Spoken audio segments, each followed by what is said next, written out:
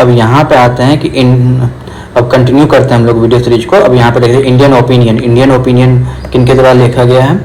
ये लिखा गया हुआ है, ये मैगजीन जो है ये स्टार्ट किया महात्मा गांधी के द्वारा, ठीक है। इंडियन ओपिनियन ये बहुत इंपॉर्टेंट है, बहुत बार पूछा गया, तो इसको तो याद रखना चाहिए। इंडियन ओपिनियन महात्मा गांधी, ये कहाँ पे स्टार्ट किए थे? साउथ अफ्रीका में 1903 में।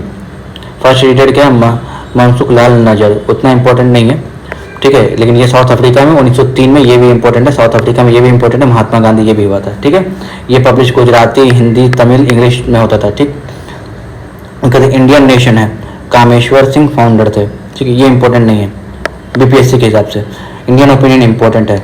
रामकृष्ण पिल्लई इंपॉर्टेंट नहीं है, ठीक है। ये 1878 में ये मतलब ये बॉर्न हुए थे, ठीक है। और ये रामकृष्ण पिल्लई ये तमिलनाडु के प्रोमिनेंट फिगर थे। अब वीकली न्यूज़पेपर जो है ये गांधी जी के द्वारा स्टार्ट किया गया था। हरिजन है इंग्लिश में, ये इंपॉर्टेंट है। हरिजन बंधु गुजराती में, ये भी इंपॉर्टेंट है। हरिजन सेवक हिंदी में, ये भी इंपॉर्टेंट है। जहाँ जहाँ हरिजन का नाम आएगा ना, वहाँ वहाँ गांधी जी का नाम आएगा, क्योंकि ये नाम जो है गांधी जी के द्वारा ही क्वाइन किया गया था, तो इसीलिए इसमें कभी डाउट नहीं आए। जब भी हरिजन का बात आए मतलब गांधी जी ही कुछ कहीं ना कहीं उसका जिक्र होगा, तो ये इंपॉर्टेंट है। आप इसी ट्रिक से याद कर सकते हैं। हरिजन वाला कहीं भी नाम है तो गांधी जी का। हरिजन मतलब हरि का जन, इनको नाम किया जाता है। इसी के लेकर के इसी के अगेंस्ट चले जाते हैं। बी आर अम्बेडकर बोलते हैं कि ये जानबूझ करके ऐसा नामांकन कर दिया गया है, क्योंकि जो जितना भी जो इनके साथ जो गलत हुआ, जो भी इनके साथ अत्याचार हुआ है, वो चीज़ कहीं ना कहीं इस नाम को दे करके छुपा दिया जाए। तो खैर वो बात की बात है, वो मेंस के हिसाब में जो डिस्क्रिप्टिव के हिसाब से पढ़ा जाएगा, प्रीलिम्स के हिसाब से देखते हैं। जो इंडिपेंडेंट है, इंडिपेंडेंट जो न्यूज़पेपर है वो क्या होता है? ये मोतीलाल नेहरू के द्वारा जो स्टार्ट किया था। जवाहरलाल नेहरू के पिताजी थे इंडिपेंडेंट, तो ये इंपॉर्टेंट है, ये भी याद रखिएगा। तो बहिष्कृत भारत बहुत इंपॉर्टेंट, कितना बार पूछा गया है, इसका बार बी आर अम्बेडकर के द्वारा इस्तेमाल किया गया है, बहिष्कृत भारत, ठीक है। हिंदू पैट्रियट है, ठीक है, गिरीश चंद्र घोष के द्वारा किया। अभी हम लोग देखे थे ना हिंदू पैट्रियट वहाँ पे ऊपर में, तो वही वाला फिर इसमें आता है हिंदू पैट्रियट जो आता है संथाल रेजिडेंट के समय हम लोग पढ़े थे, तो गिरीश चंद्र घोष, ठीक है। अधिकतर अगर न्यूज़पेपर समझ में नहीं आया तो मतलब बंगाली नाम ज़्यादा आप ये रखिएगा, ठीक है। उस समय क्योंकि उस समय बंगाल सेंटर था पूरा ये रिबेलियन का मूवमेंट का, ठीक है। 1800 मतलब कि जब तक पार्टीशन नहीं हो जाता है, मतलब ये सॉरी कैपिटल शिफ्ट नहीं हो जाता, तब तक मतलब कि बंगाल सेंटर रहता है। उसके बाद आप हो सकता है कि उधर ही जो भी इवेंट होगा तो उधर का नाम आप इस तरीके से सोच सकते हैं, ठीक है। एडिटर है 1855 में हरीश चंद्र मुखर्जी, वो उतना ठीक है, इंपॉर्टेंट नहीं है। सोम प्रकाश है, तो ये है न्यूज़पेपर ईश्वरचंद्र विद्या, इंपॉर्टेंट है, बहुत इंपॉर्टेंट है, क्योंकि ये ईश्वरचंद्र विद्यासागर का नाम आता है। ये जो है विडो मैरिज के लिए बहुत ज़्यादा काम किए थे। तो यहाँ पे सोम प्रकाश किनके द्वारा? ये बैंगला जो है वीकली न्यूज़पेपर है, ठीक है, ईश्वरचंद्र विद्यासागर।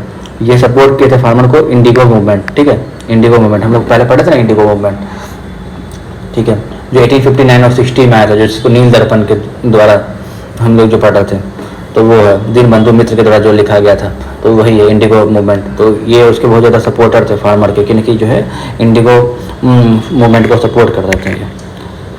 तो ये हो गया। अब आता है कि यहाँ पे अल हिलाल पब्लिकेशन वादा अबुल कलाम आज़ाद, ठीक है। अल हिलाल जो है अबुल कलाम आज़ाद के द्वारा जो है पब्लिक किया था, ठीक है। अभी इनका जो पाकिस्तान का जो हाईएस्ट मेडल होता है हिलाल पाकिस्तान, ठीक है, वो उस नाम से समझते हैं कि अल हिलाल, तो है अबुल कलाम आज़ाद, ठीक है। लाला लाजपत राय के द्वारा है पब्लिकेशन है वंदे मातरम, ठीक है, उर्दू में होता है लाला लाजपत राय। और publication of the people English weekly, तो ये है वंदे मातरम जो है किनके द्वारा पब्लिकेशन है? लाला लाजपत राय, ठीक है। अल हिलाल वाला उतना इंपॉर्टेंट नहीं है, और लाला लाजपत राय का जो वंदे मातरम है इसको आप देख सकते हो, हालांकि उतना इंपॉर्टेंट नहीं है, लेकिन तब भी हम इसको बोलेंगे कि तब भी इसको याद रखिए।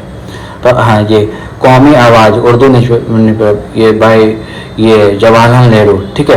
अभी तक तो पूछा नहीं है, लेकिन तब भी हम बोलेंगे इसको याद रखा जाए कि जवाहरलाल नेहरू बहुत प्रोमिनेंट फिगर थे। तो इनके रिलेटेड जैसे हो जाता है कि गांधी जी हो गए, जवाहरलाल नेहरू हो गए, फिर जैसे कि अम्बेडकर जी हो गए, तो ये सब जो भी प्रोमिनेंट फिगर है इनके द्वारा जो भी इवेंट होता है ना, अगर उसमें डायरेक्टली इन्वॉल्वमेंट होता है तो उनका कुछ इंपॉर्टेंट हो जाता है, हो सकता है कहीं पूछ दे।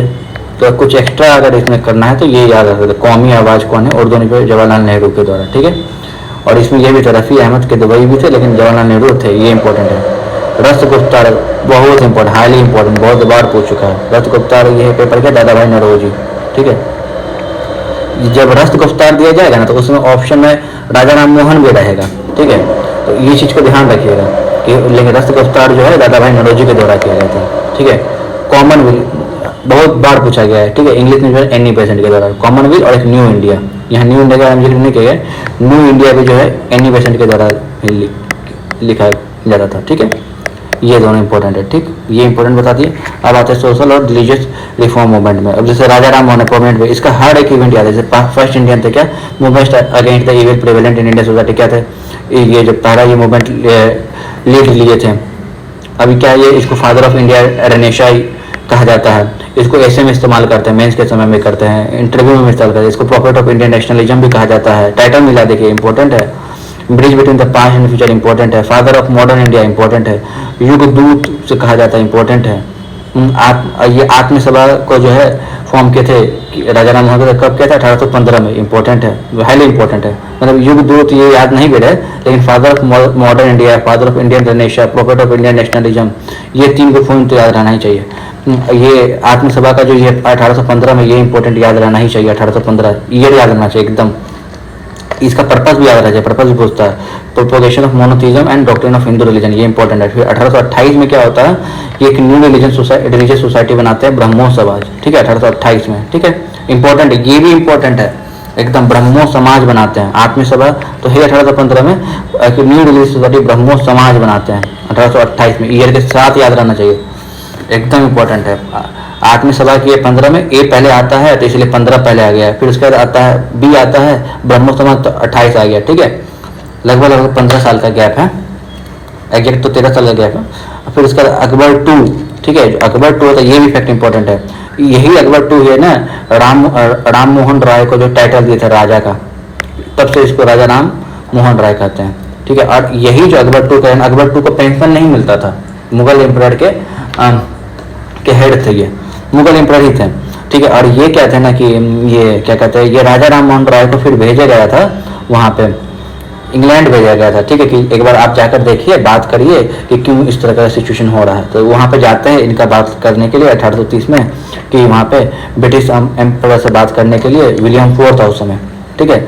और वहीं पे ही क्या होता है, बात करते हैं, लेकिन वहीं पे इनकी मृत्यु हो जाती है 27 सितंबर 1833 को ब्रिस्टल में। अभी भी वहाँ पे उनका ग्रेव है, ठीक है, ब्रिस्टल में। इंपॉर्टेंट पॉइंट है ये। Was in the favour of English education, ठीक है, इंग्लिश एजुकेशन के फेवर में थे, इसलिए इंग्लिश तब इसका बात जो है समझता था, ठीक है। और ये अपोनेंट थे किसका, आइडल वर्शिप के अपोज करते थे, चाइल्ड मैरिज का अपोज करते थे, प्रैक्टिस ऑफ सती का अपोज करते थे। इन्हीं की मदद से जो है ना विलियम बेंटिक जो है ये सती एक्ट लाया गया था, ठीक है। फीमेल इन्फेंटिसाइड भी लाया गया था इन्हीं के द्वारा, सब आइडल से भी, ठीक है। ये इंपॉर्टेंट है, राजा मोहन राय। अब दयानंद सरस्वती है, 1867 का फिगर है, ठीक है। अब यहाँ पे क्या है कि वेव द फ्लैग ऑफ पाखंड खंडनी, ठीक है, 1867 में ये आया था। और ये, ठीक है, ये बुक इनका बड़ा इंपॉर्टेंट, सत्यार्थ प्रकाश, अभी भी इस्तेमाल किया जाता है, सत्यार्थ प्रकाश, ठीक है। ये बुक जो है किस भाषा में लिखा है, ये इंपॉर्टेंट पूछता है। तो ये हिंदी में लिखा गया है, इंपॉर्टेंट है, संस्कृत में नहीं है। नाम तो लग रहा हो कि हो सकता है कि संस्कृत हो, लेकिन ये हिंदी में लिखा गया, इंपॉर्टेंट है। फेमस स्टेटमेंट क्या है, good governance is not substitute for the self government, ठीक है। तो मतलब ये स्वराज के बारे में बात करते थे कि हमको हो सकता है कि अंग्रेज, इसके कहने का कंटेक्स्ट ये था कि अंग्रेज हो सकता है ना कि हमको अच्छे से सर्विस देता होगा, अच्छे से हमको हर एक चीज़ इंप्लीमेंट करता होगा, लेकिन तब भी ये बोलते हैं कि ठीक है वो गुड गवर्नेंस कर रहा है, लेकिन ये जो है ना सेल्फ गवर्नमेंट को नहीं रिप्लेस कर सकता। हमको पहला खुद रूल करना होगा, वो हमको सिखा दे कि हम किस तरह से हमको गुड गवर्नेंस करना है, वो हमको रूल नहीं करे। तो वो इस बारे में, तो स्वराज के बारे में यही जिक्र करते थे पहले। तो आर्य समाज के फाउंडर थे, बहुत आर्य समाज है, दिल्ली में तो बहुत ज़्यादा एक्टिव आर्य समाज, ठीक है। स्टेब्लिशमेंट है अप्रैल 1875 में बॉम्बे, हाईली इंपॉर्टेंट। 1875 में कहाँ हुआ था आर्य समाज, बॉम्बे में, एकदम इंपॉर्टेंट, ठीक है। पर्पस क्या है कि एंशिएंट वैदिक रिलीजन जो है प्योरेस्ट फॉर्म में आ सके, ये इंपॉर्टेंट है, ठीक है।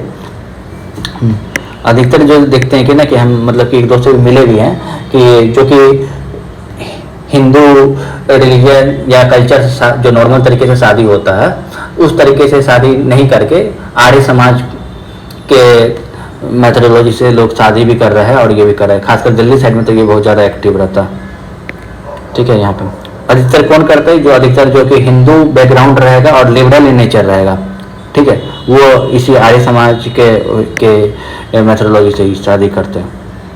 हेडक्वार्टर है इसका लाहौर है 1877 में। स्लोगन कहता है बैक टू वेदा, बहुत इंपॉर्टेंट है, कितना बार पूछा गया, ठीक है। इसको title Martin Luther king of India, highly important, बहुत बार पूछा गया। स्वराज्य के बारे में पहला यही यूज किए थे, first use of word, highly important, ठीक है। अब यहाँ पे आर्य समाज के फिर पार्टीशन हो जाता है। फर्स्ट फैक्शन जब ये इनके मतलब ये जब शरीर छोड़ देता है दयानंद सरस्वती जी, तब उस फिर क्या आर्य समाज का पार्टीशन हो जाता है, ठीक है। एक होता है कि उसमें एक होता है कि जो बोला कि वेस्टर्न एजुकेशन को सपोर्ट करता है, ठीक है, और एक जो है वेस्टर्न एजुकेशन को सपोर्ट करता है, जिसमें कि लाला लाजपत राय आते हैं, हंसराज आ जाते हैं।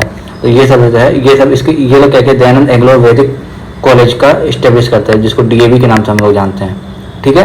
अब आता है सेकेंड जो फैक्शन होता है वो एंटी वेस्टर्न, वो बोलता है वेस्टर्न एजुकेशन को लेकर हमको नहीं चलना है, हम अपना जो एजुकेशन सिस्टम है उसको लेकर चलेंगे, गुरुकुल सिस्टम को। तो इसमें स्वामी श्रद्धानंद आ जाते हैं, लेखराज आते हैं, मुंशी राम आ जाते हैं। तो ये क्या है, गुरुकुल सिस्टम को इस्टेब्लिश करते हैं 1902 में, ठीक है। ये याद रखना पड़ेगा, ये कब ये स्टार्ट 1892-93 में ही ये सब स्टार्ट हो गया। तो ये जो है ना डीएवी, ये 1892-93 में ही स्टार्ट हो गया, ठीक है। और 1902 में ये गुरुकुल सिस्टम स्टार्ट होता, ठीक है। अब हम लोग नेक्स्ट वीडियो में देखते हैं।